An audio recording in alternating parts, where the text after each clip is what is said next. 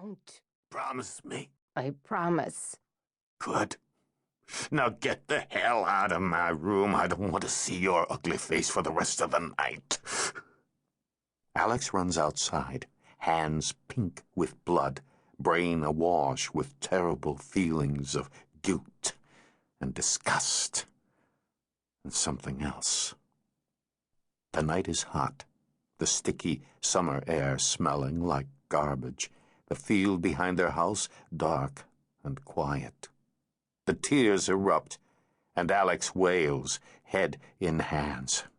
A cat, a stray tabby that hangs around the farm, bumps Alex's leg and purrs. Alex holds the cat close, wiping tears onto its fur. Next to the barn is a rain barrel, half filled with foul-smelling water.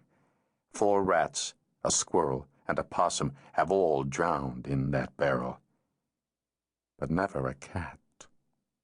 A feeling of warmth grows within Alex, extinguishing the fear. Let's go for a swim, kitty. Stroking its yellow and orange fur, Alex carries the cat over to the barrel.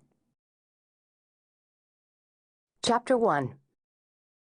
Business was slow, which made me extremely happy. I sat in my office, the omnipresent paperwork mountain on my desk down to a few small mounds.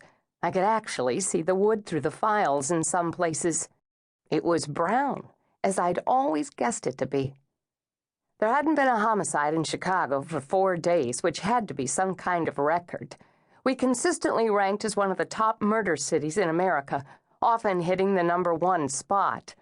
Whenever that happened, cops from my district would get We're #1 T-shirts printed up. I had 7 from previous years. I whittled away the free time with busy work, filing, reviewing cold cases, cleaning out my desk drawers. I even entertained the notion of painting my nails, something I hadn't done since joining the force over 20 years ago. All play and no work makes Jack a bit flighty.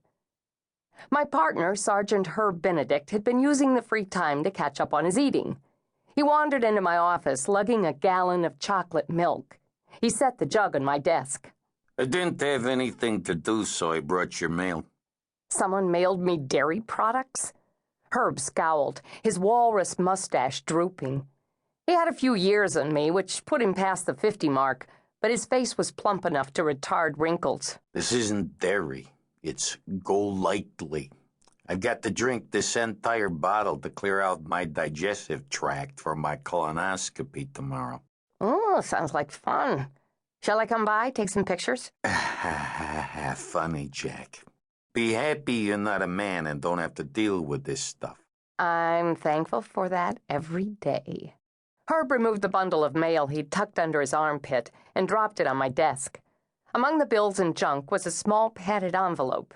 It had Lieutenant Jacqueline Daniels, Chicago Police Department, Violent Crimes Division, typed on the label. No postmark, no return address. This was in the mail?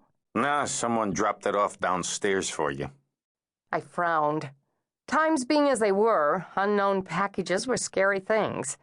But hand delivery meant it must have gone through the metal detector and X-ray machine downstairs. Standard delivery procedure. I teased open the flap and peeked inside. Something thin and black. I threw caution to the wind and shook it out onto my desk. A VHS videotape, no labels or markings. My apprehension went up a notch. Did the desk sergeant get a look at the person who left this? I didn't ask. You weren't expecting anything? I shook my head. The VCR sat in the corner of my office on a cart with a TV. I hit a few buttons and put the tape in. Herb rested his butt against my desk and patted his expansive belly. He'd lost a lot of weight, but had found it again. His stomach growled, perhaps in response to his patting. You know what the worst part of a colonoscopy is? Well, you're going to tell me whether I want to know or not. I can't eat anything for 24 hours. I considered it. That's worse than having a long probe stuck up your unhappy place? I'm under anesthetic for that. He took a swig of Golightly and made a Mr. Yuck face. I'm guessing Golightly isn't a taste sensation. They claim it's chocolate flavored.